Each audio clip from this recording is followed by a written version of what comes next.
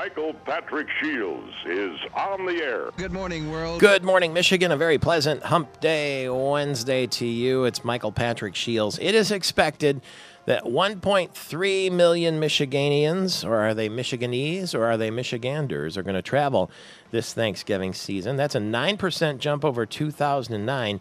42.2 million Americans are going to have travel plans of more than 50 miles. That's an increase of 11% over last year. 94% of state residents who travel are going to do so by private vehicle. Gas prices are going to be about $3 a gallon. That's up 42 cents from last year. So please be careful if you're taking to the roads, and if you're taking to the air, to the skies, you might want to be careful too. All this controversy over the TSA screening that's going on. They're full body image screeners.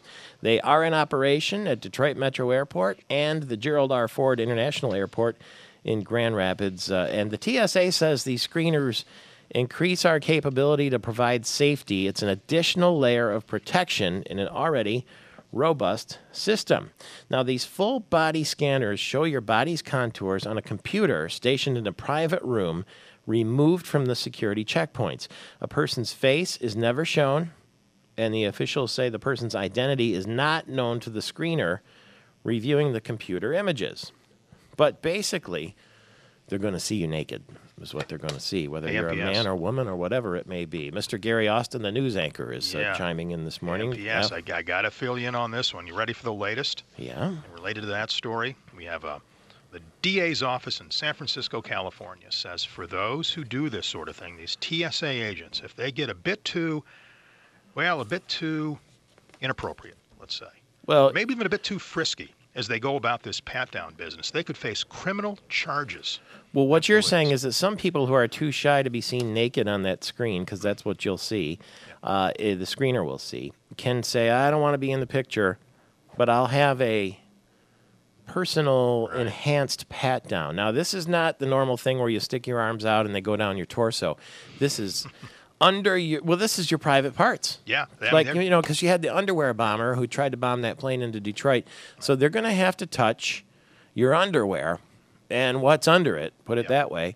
And, your C cups or whatever, and all of it are going to be touched. Inadvertently, something's going to happen where somebody's going to say, ooh, you goosed me. Well, they say, hey, this has gone too far. Now the DA's office in San Francisco is already laying the groundwork, Michael Patrick Shields, for this whole business to take place, where those who feel the whole thing has gone too far, they're ready to file criminal charges if need be.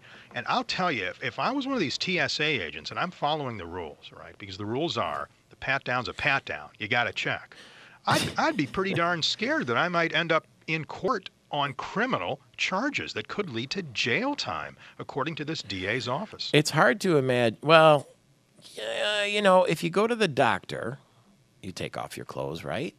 Is it the same as being seen invisible, being seen naked on a scanner in front of a professional security person? Well, but the thing is, though, with a doctor, you're there because you want to be, right? Mm-hmm. I mean, that's part of a procedure. Do you want to be on a safe airplane? I knew that was coming. I don't know. You know what's weird, I know. though? Good question. I understand. I didn't know this, that the person viewing the naked body scan picture won't even be in the same place as you. They're going to be in a private room somewhere else, right? Yeah. So is it weirder to not see the person looking, or weirder to see the guy or lady right in front of you looking at the monitor? And I guess the bottom line, is it that big a deal? I mean, these are strangers. You're never going to see these people again. And the whole... They're going to see you, though. Well, yeah, but the whole purpose is to make the plane safe. Would you rather have that, or would you rather have your plane blown to bits? Could you imagine some security guy, he's waiting for you in line and waiting for you to decide whether you're going to get the pat down or the video, and you're like, oh, I hope she takes the pat down. I hope she takes the pat down. What if that happens? Don't ask me. I'll tell you, but you know it's going to. Out of all the folks who are going to be going through this procedure, someone's going to file a lawsuit somewhere. You can see it coming. Can you imagine the strange little guy in the dark room looking at the videos, from person to person? Oh, that's a good one. Right. And then, what I also heard, too, There are some people who are worried about the low-level radiation that's emitted by the full-body scanners, but they're saying it's, that it's really not that much, and it's about as much as a mobile phone and all that kind of thing.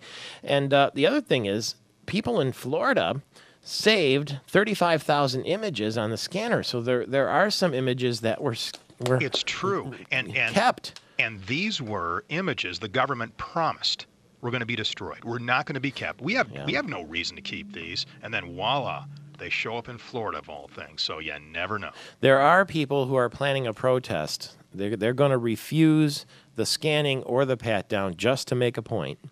And that is going to bog up security. And guess when they're planning to do it? Probably right around Thanksgiving. Busiest travel day of the year, the day before Thanksgiving.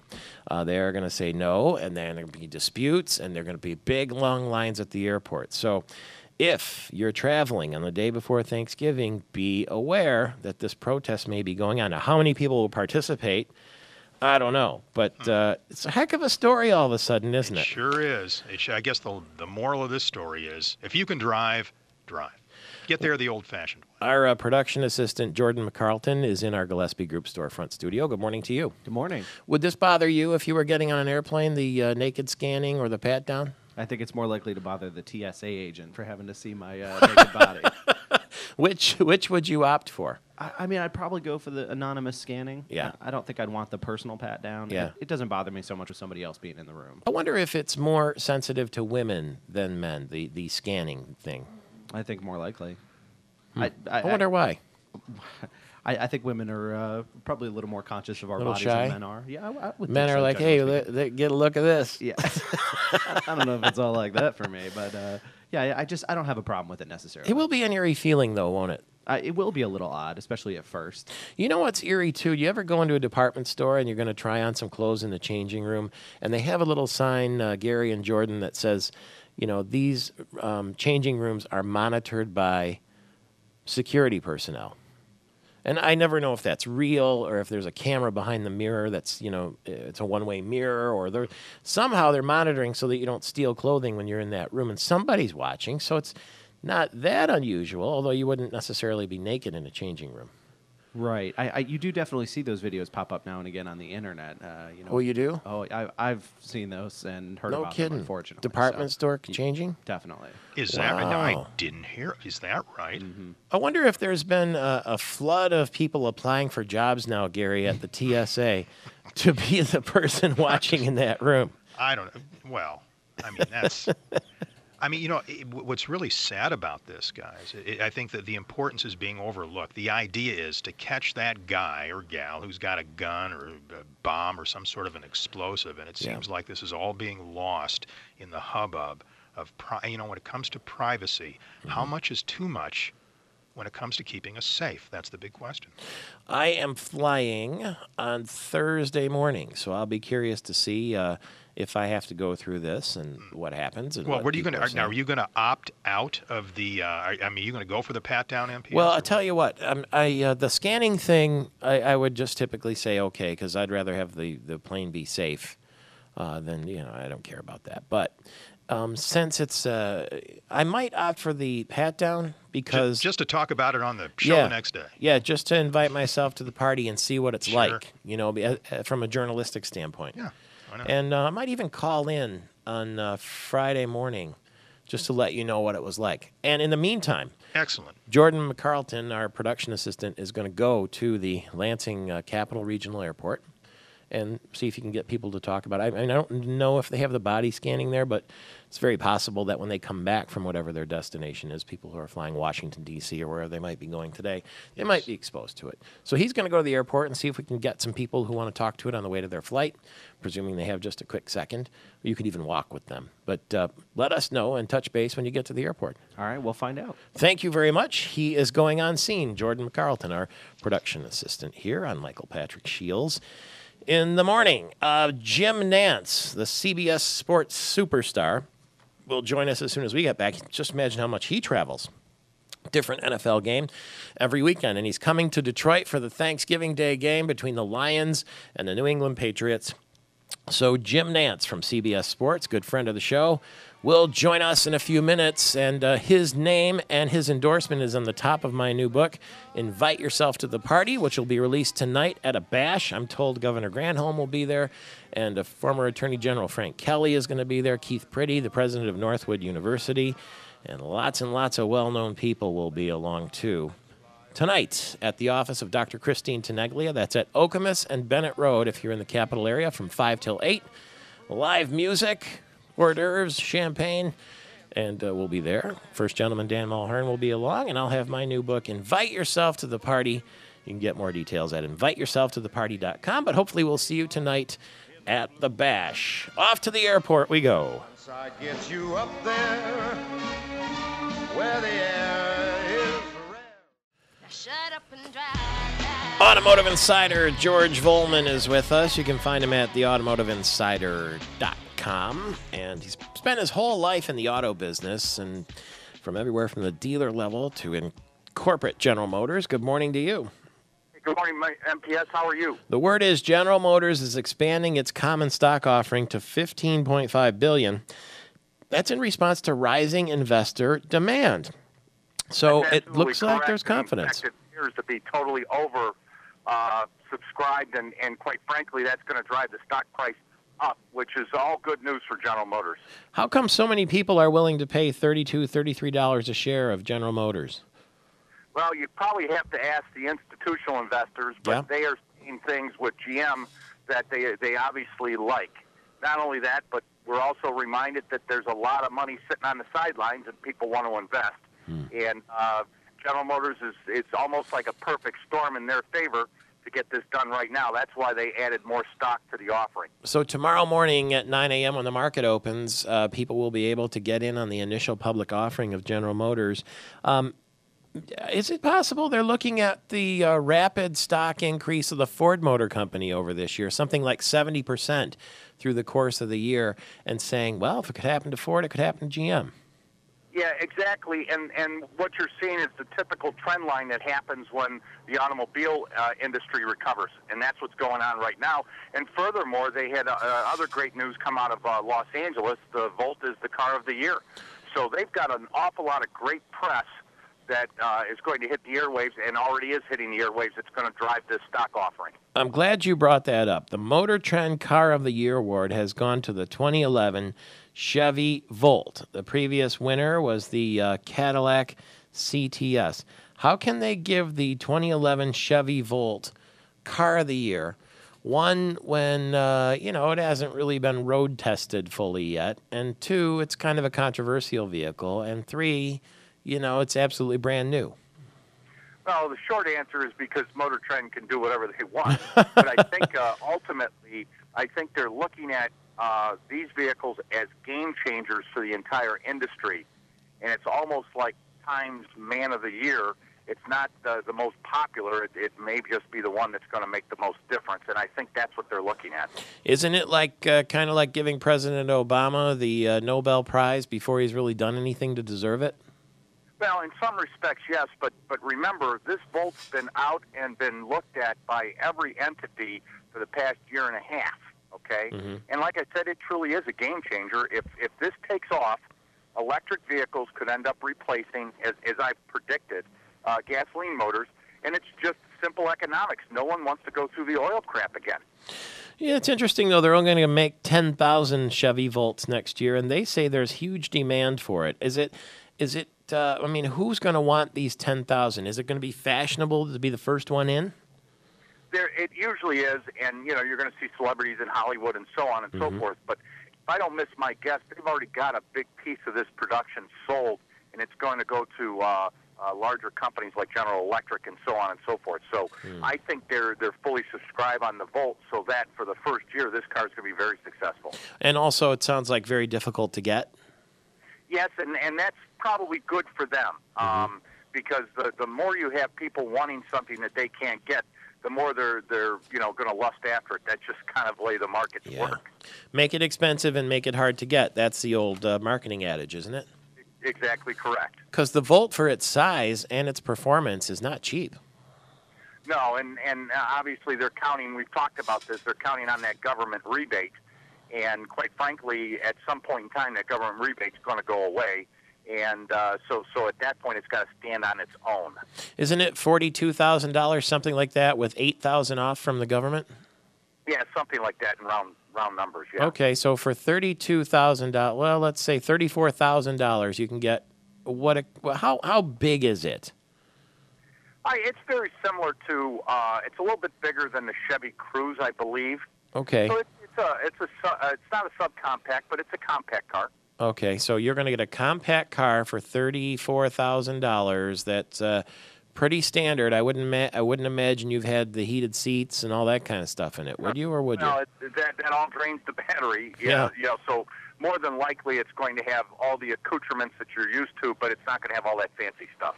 Okay, so if you're willing to spend $34,000 for a little car like that, the question is going to be, will you make that money up without buying gas all year? Well, and I will point out to you that as you have seen in the marketplace in the last 3 weeks, gas prices have risen, and they're going to continue to rise simply because as they devalue the dollar, the Fed is doing that right now as we speak, the price of a barrel of oil is tied right to the dollar. Mm-hmm. So if the dollar goes down, oil prices have to go up. It's just that's just the way the equation works. So that's somewhat speculative, and if you're willing to sacrifice a little of the comforts, maybe the Volt is your choice, if you can get one. That's exactly correct. It's the Motor Trend Car of the Year, and it's George Volman, the Automotive Insider, the very, very straight shooter who talks cars with us. Yes or no, if you had the money to spare, would you buy into the GM IPO? No. Why not? I'm a little risk adverse right now, and I just, I think what's good about the GM IPO is that they're going to be able to pay back the taxpayers a substantial amount of money, and that's going to wash off some of the disdain of being government motors, and I think that can do nothing but help General Motors. We want to hear from you. What do you think about these full-body scanners at airports in Grand Rapids and Detroit and coming soon to an airport near you? Are you willing to stand in front of a screener and have the equipment send your naked image to someone in a hidden room somewhere so they can check out your private parts and make sure you don't have an underwear bomb on? Or will you opt for the enhanced pat-down?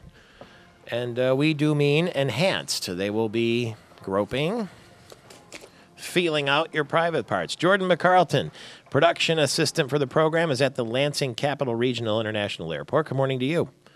Good morning. How are things at the airport this morning, and are people talking about these full-body scanners?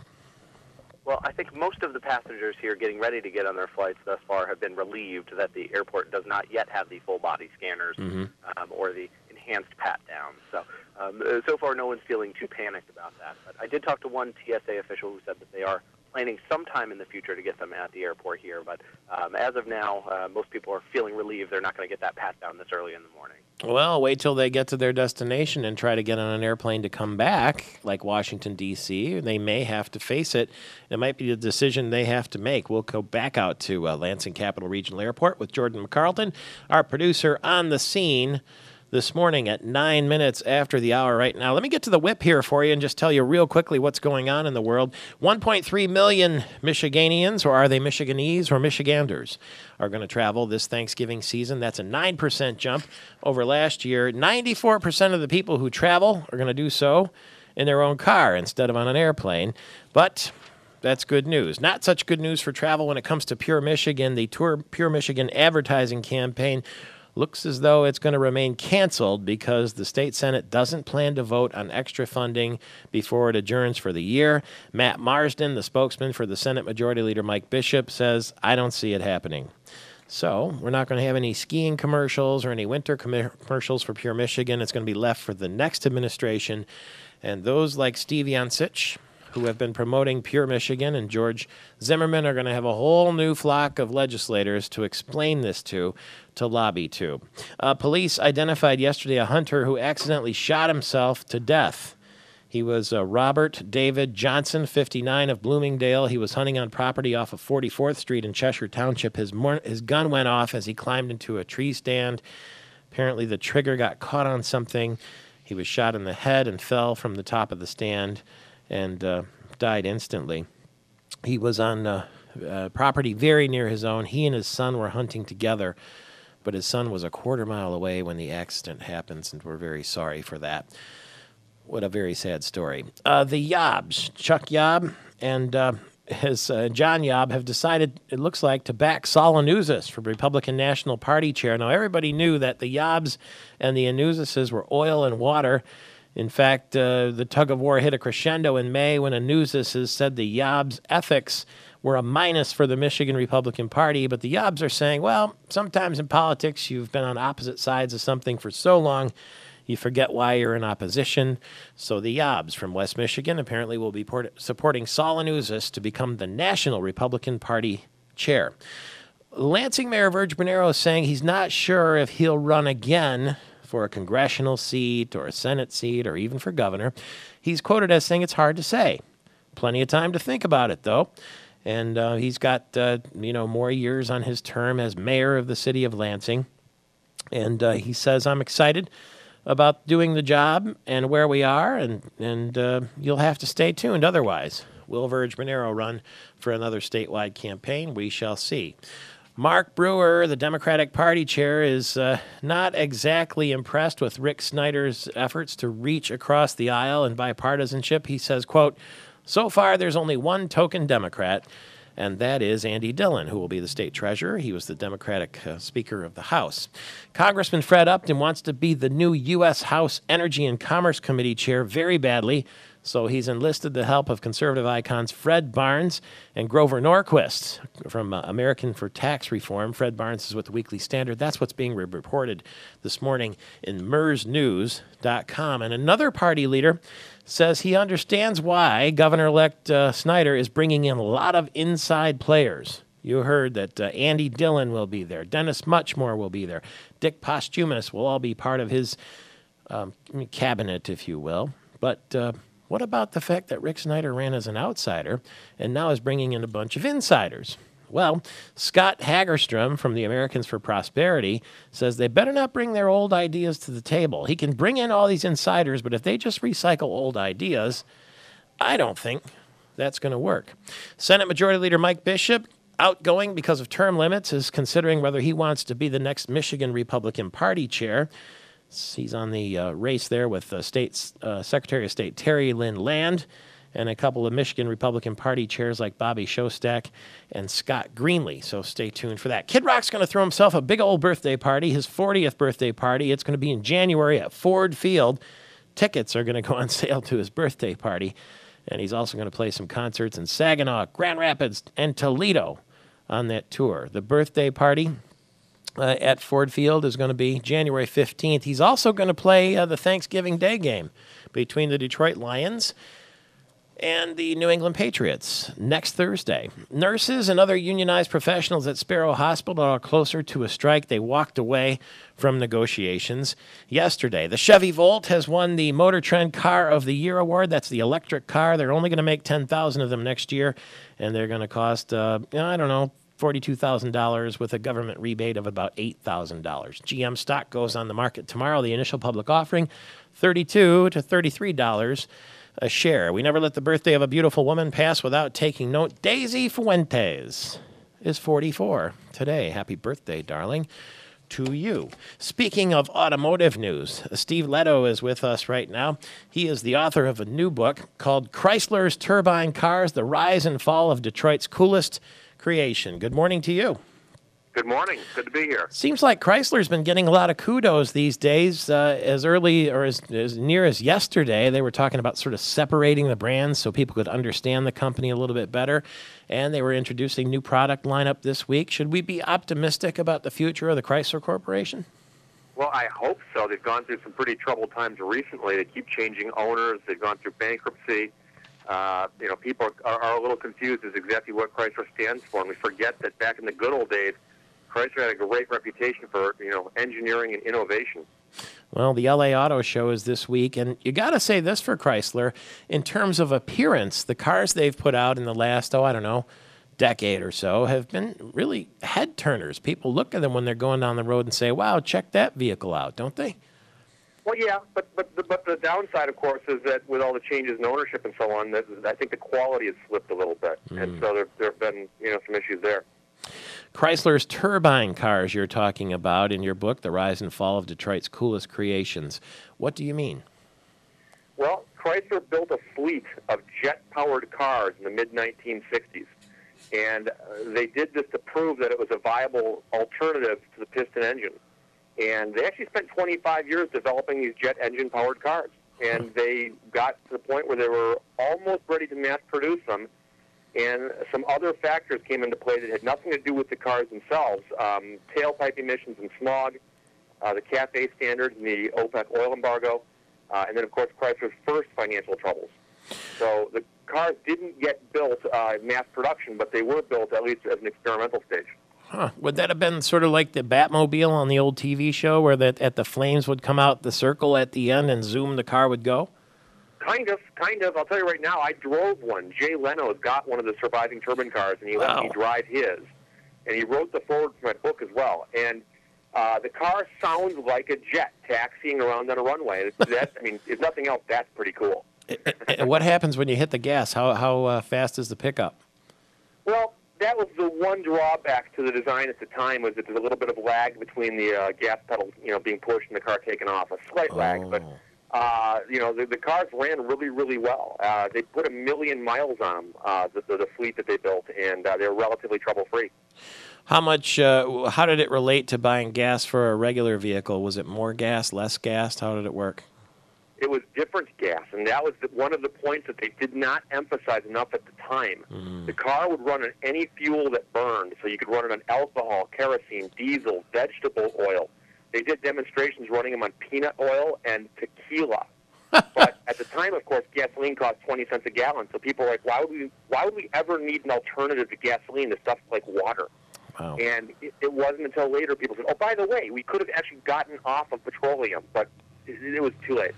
Wow, what a fascinating read and what a timely time to do it. Steve Leto, his book is Chrysler's Turbine Cars, The Rise and Fall of Detroit's Coolest Creations. A jet car, and he actually drove one. Jay Leno did the foreword for the book. Dave in Dimondale, 30 seconds at 888-900-9966. What's on your mind?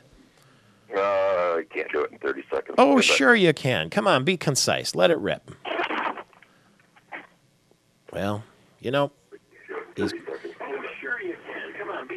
he's listening to the radio. He's going to be mad. Dave's going to be mad. He's going to say, I need more time for my platform on your program.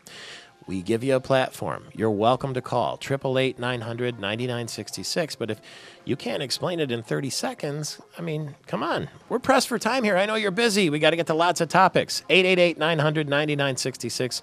But I appreciate the sentiment at any time. It's 18 after the hour. We're going to talk about wine and liquor on Sunday mornings. It's coming soon. And Congressman Mike Rogers on the new full-body scanners. We're back in a flash. I've only heard it 3 times in my life. But anyway, that's all aside. You can read about that if you want and invite yourself to the party, my new book that comes out today. And by the way, yesterday, you heard on the program, we went live to London, and we also talked to our world correspondent, Nikki Hale, about the fact that Prince William has finally popped the question to his longtime girlfriend. 8 years they've been dating. They're 28 years old. They met in college, and he sealed the deal with his late mother's engagement ring.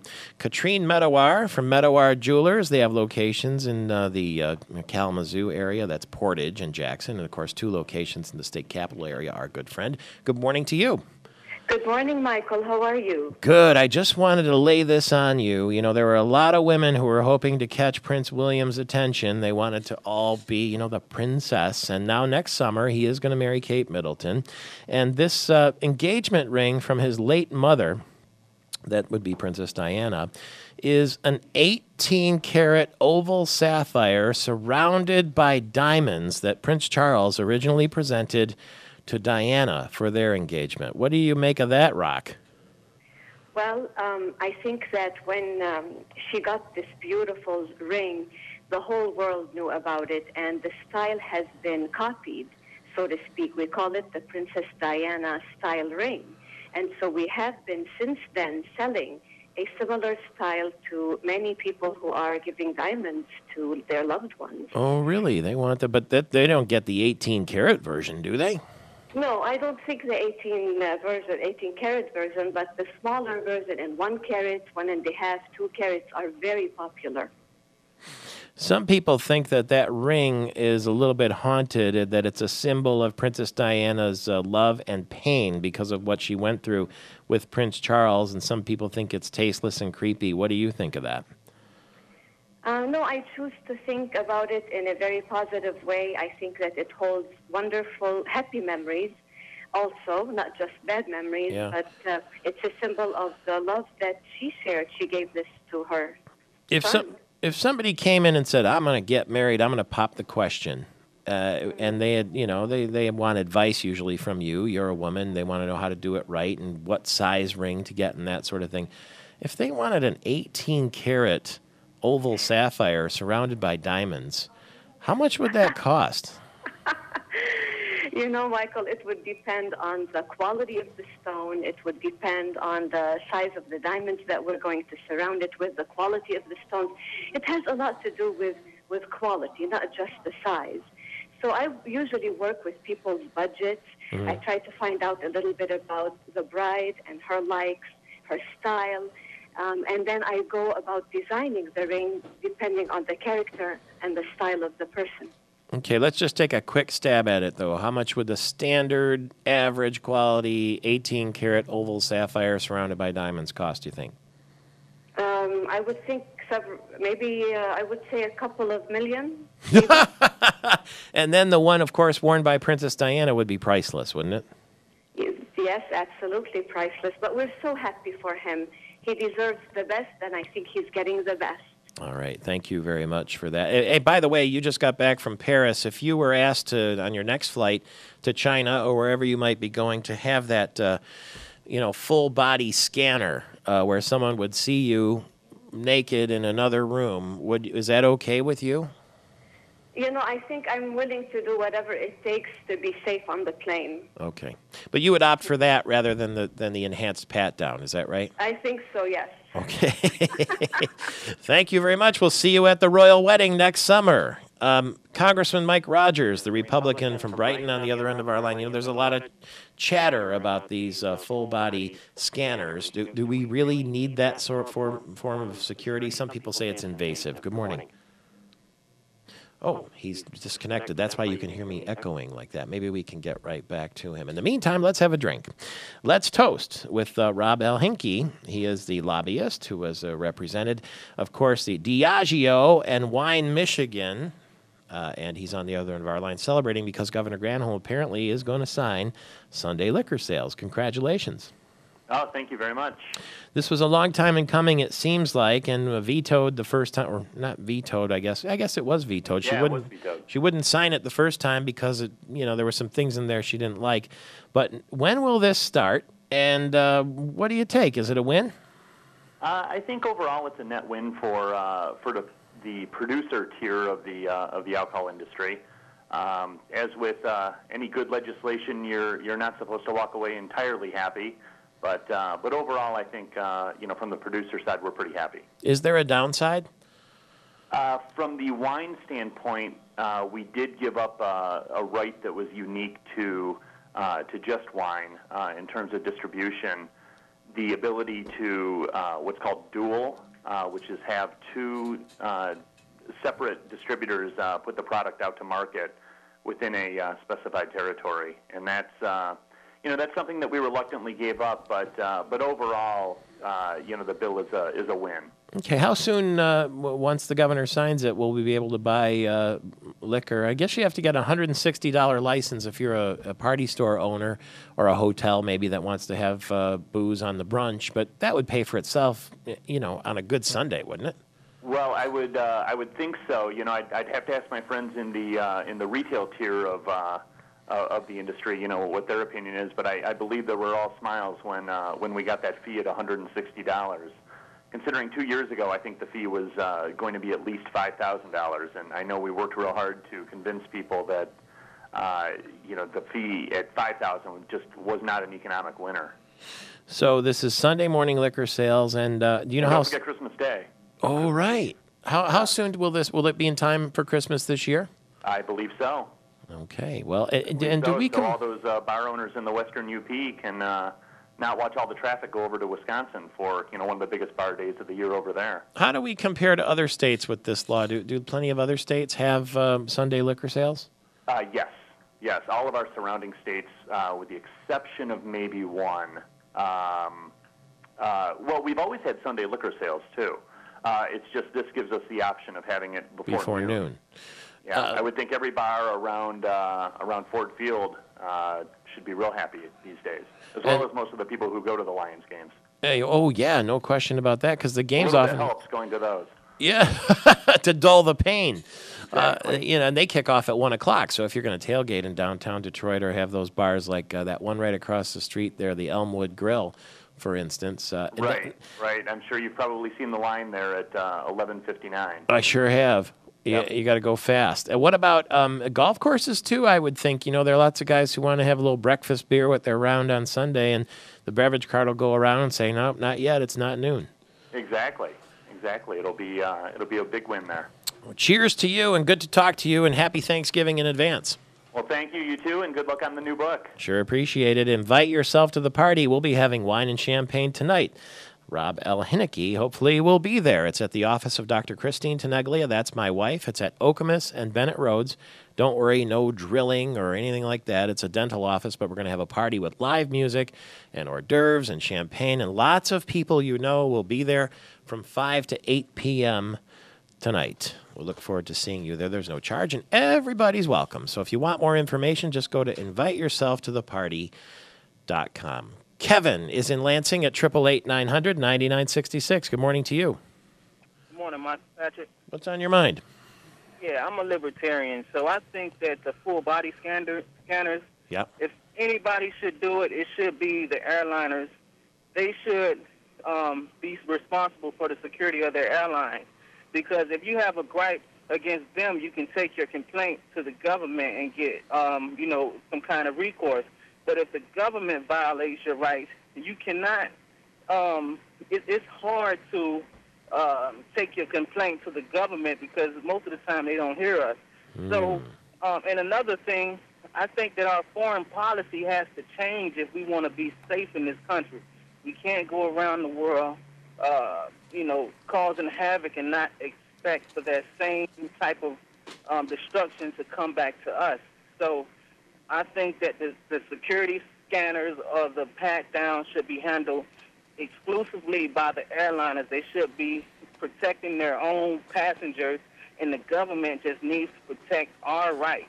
Oh, Kevin, our rights. The airline that's most famous for protecting their own passengers is El Al, the Israeli national airline. I don't know if the government owns the airline or not, but when I've flown on El Al, they have 2 metal detector passages and an extensive personal interview where they'll ask you questions like, who are you traveling with? How long have you known that person? Where did you meet?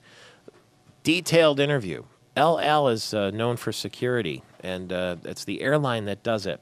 By the way, Mr. Leto, who we met a little bit earlier this morning, Steve Leto, the author of Chrysler's Turbine Cars, The Rise and Fall of Detroit's Coolest Creation, is actually going to be in Michigan signing that book, and it'll be 7 o'clock Thursday at Schuler's Books and Music on Grand River in Okemos. And you can meet the guy who was buddies with Jay Leno and drove the jet car.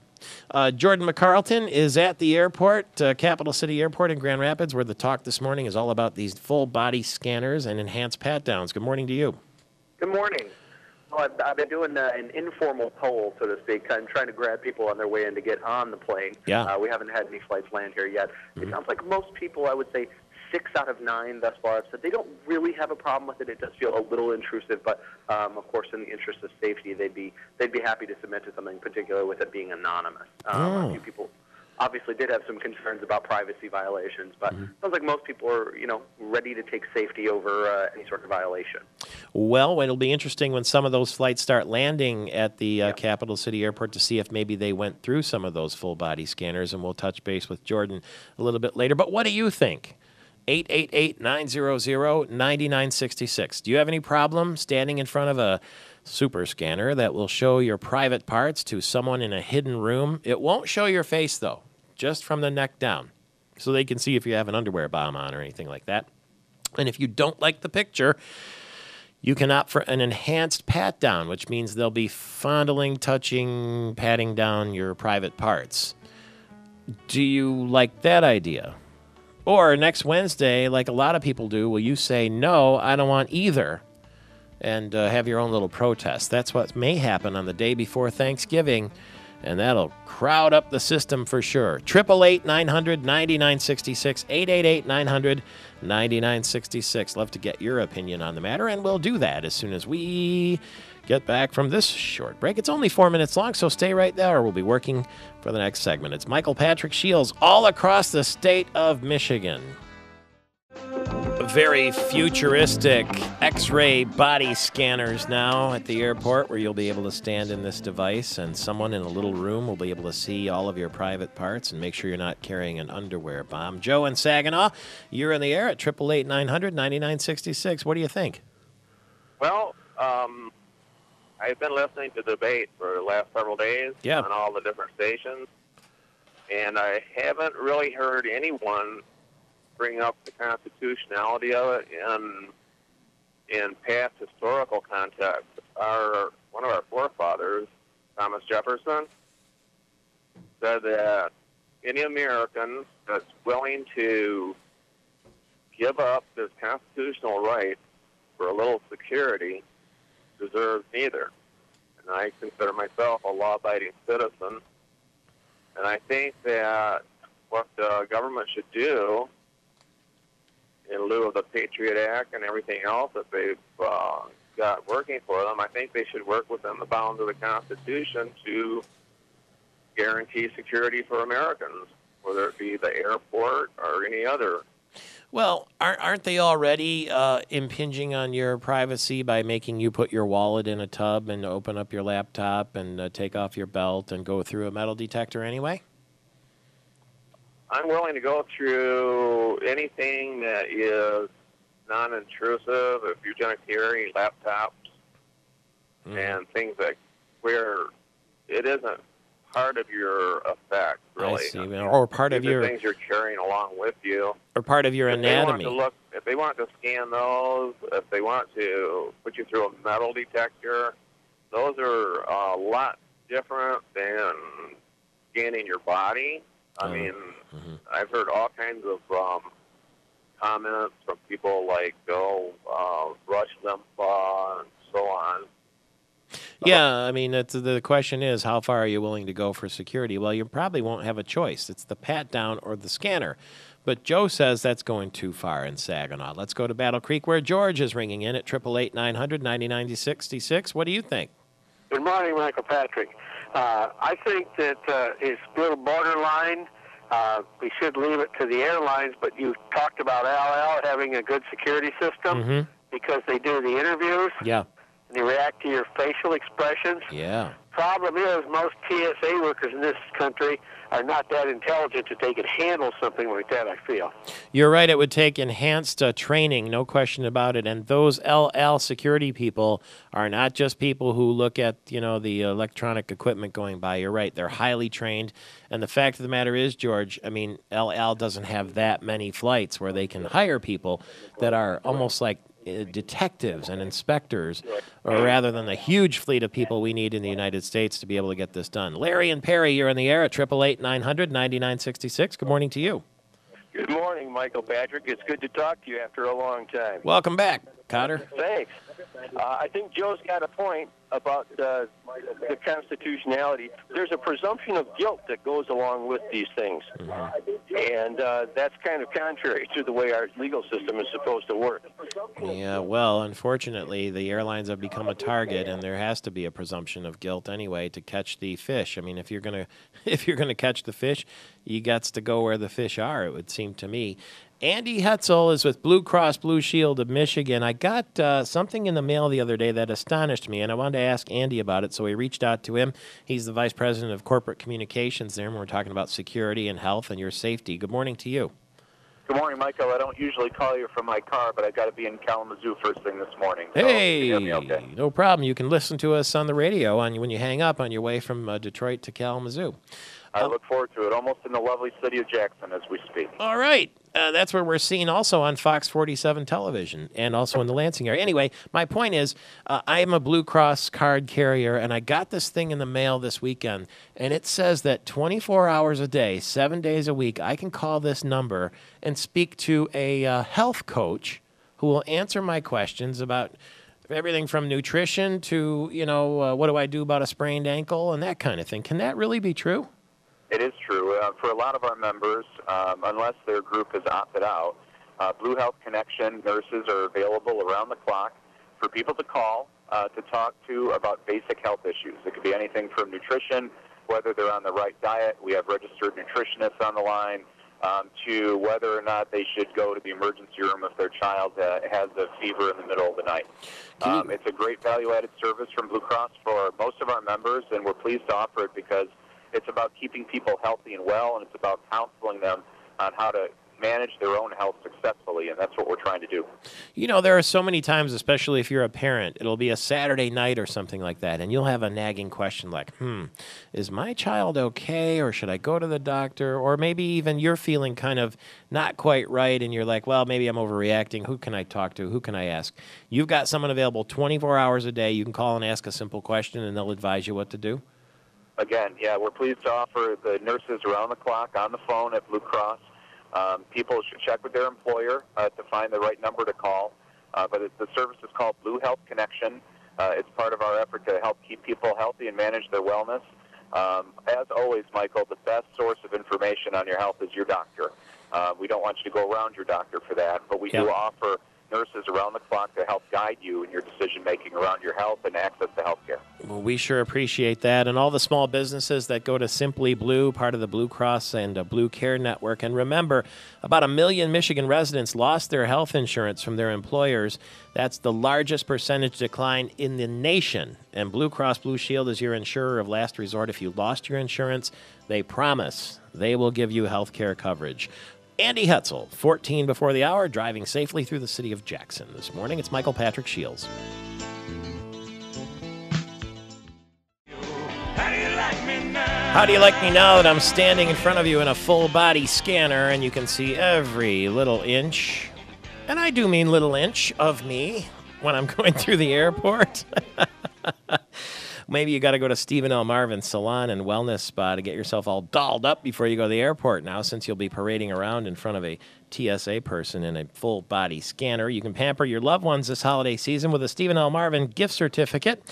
Holiday gift sets from Aveda. Call Stephen L. Marvin today at 694-7788. That's 517-694-7788, or visit them at 1958 Cedar.